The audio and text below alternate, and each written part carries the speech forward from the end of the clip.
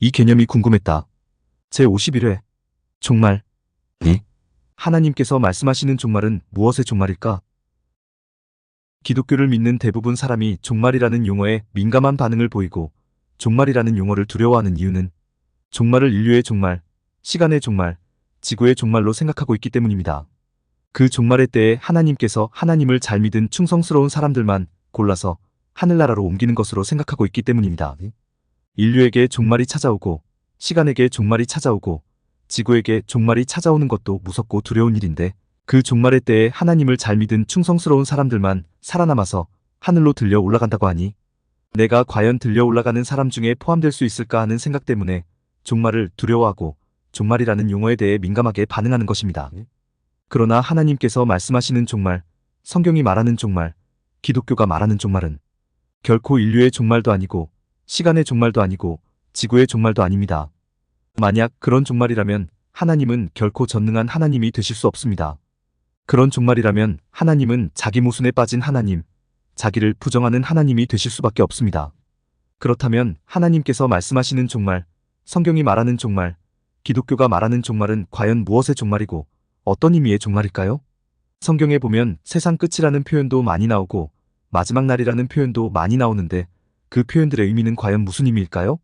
그것이 몹시 궁금합니다. 종말이 무엇인지 그 숙제를 풀어내기 위해서는 성경이 무엇인지 또 성경의 내용이 무엇인지부터 살펴보아야 할 필요가 있습니다. 성경이 어떤 책이냐고 물으신다면 성경은 하나님께서 사람에게 하나님을 소개하기 위해 하나님께서 사람에게 영감을 주어 사람이 사람의 글로 기록하게 한 하나님의 책이라고 말씀드립니다. 그런데 하나님은 하나님을 소개할 때에 전능한 하나님이라고 명제적으로 소개하지 않습니다.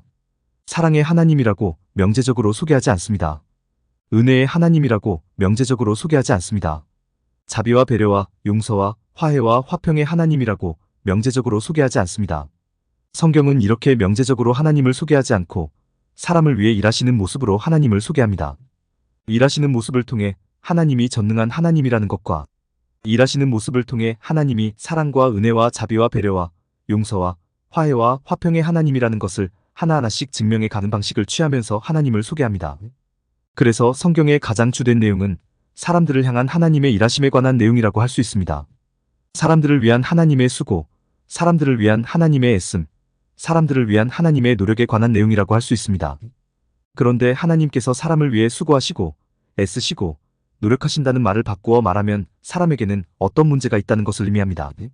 사람에게는 어떤 한계가 있다는 것을 의미합니다. 만약 사람에게 아무 문제가 없다면 굳이 하나님께서 사람을 위해 일하실 필요가 있겠습니까? 없겠습니까? 없습니다. 만약 사람에게 그 어떤 한계도 없다면 굳이 하나님께서 사람을 위해 수고하시고 애쓰실 필요가 있겠습니까? 없겠습니까? 없습니다. 사람에게 아무 문제, 사람에게 아무 한계가 없으면 하나님은 사람을 그냥 두시면 되는 것입니다. 아무 문제, 아무 한계가 없는 사람들끼리 서로 한데 어울려 기쁘고 즐겁고 신나고 아름답고 자유롭고 평안하고 행복하게 살아갈 수 있도록 그냥 두시면 되는 것입니다. 그런데 하나님은 사람을 그냥 두시지 않았습니다. 마치 스토커처럼 정말 집요할 정도로 사람을 쫓아다니시며 사람을 위해 일하셨습니다. 결국 하나님께서 사람을 위해 일하신다는 말은 사람들에게 어떤 문제가 있다는 것을 의미하는 말이 되는 것입니다. 하나님께서 사람을 위해 수고하시고 애쓰신다는 말은 사람들에게 어떤 한계가 있다는 것을 의미하는 말이 되는 것입니다. 그렇게 문제가 있고 한계가 있기에 하나님께서 문제 많은 사람과 한계 많은 사람과 언제나 함께 하시는 가운데 사람들을 도울 수밖에 없다는 의미가 되는 것입니다. 따라서 성경의 내용은 크게 두 축으로 이루어져 있습니다. 한 축은 사람의 문제, 사람의 한계를 알려주는 내용이고 다른 한 축은 사람의 문제, 사람의 한계를 하나님께서 해결해 나가시는 내용입니다. 이 내용은 성경 전체를 통해서도 또 성경가권을 통해서도 일관되게 유지되고 있습니다. 여기에서 우리가 반드시 이해하고 넘어가야 하는 게 하나 있습니다. 그것은 하나님께서 생각하시는 사람들의 가장 큰 문제가 과연 무엇이냐는 것입니다. 무엇으로 인해 사람은 한계를 보일 수밖에 없느냐는 것입니다.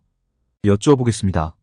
하나님께서 생각하시는 사람들의 가장 큰 문제, 성경에서 이야기하는 사람들의 가장 큰 문제가 무엇이겠습니까? 다시 말해 사람들이 다 같이 하나 되어 행복하게 살아가지 못하는 근본 원인이 무엇 때문이겠습니까? 각자의 사람들이 처해 있는 상황과 형편과 처지가 다르기 때문이겠습니까? 아니면 사람에게 주어진 시간에 문제가 있어서 그런 것이겠습니까? 아니면 우리가 살아가고 있는 지구에 문제가 있어서 그런 것이겠습니까? 하나님께서 생각하시는 사람의 문제는 그런 것들이 아닙니다. 하나님께서 생각하시는 사람들의 가장 큰 문제는 시간으로 인한 것도 아니고 상황과 형편과 처지로 인한 것도 아닙니다. 더더욱 우리가 살아가고 있는 이 땅으로 인한 것도 아닙니다. 그럼 하나님 보시기에 무엇이 사람들의 가장 큰 문제일까요? 무엇이 사람들의 온전한 삶, 사람들의 행복한 삶을 가로막고 있는 것일까요? 그것은 바로 죄라는 것입니다. 다른 말로 사단, 마귀라는 것입니다. 그렇습니다. 사람이 지닌 문제 중에 가장 큰 문제가 바로 죄의 문제이고 이 죄로 인해 사람의 한계가 나타나고 이 죄가 사람의 사람다운 삶을 가로막고 있는 것입니다. 하나님께서 태초에 천지를 창조하시고 사람을 지었을 때는 아무 문제가 없었습니다.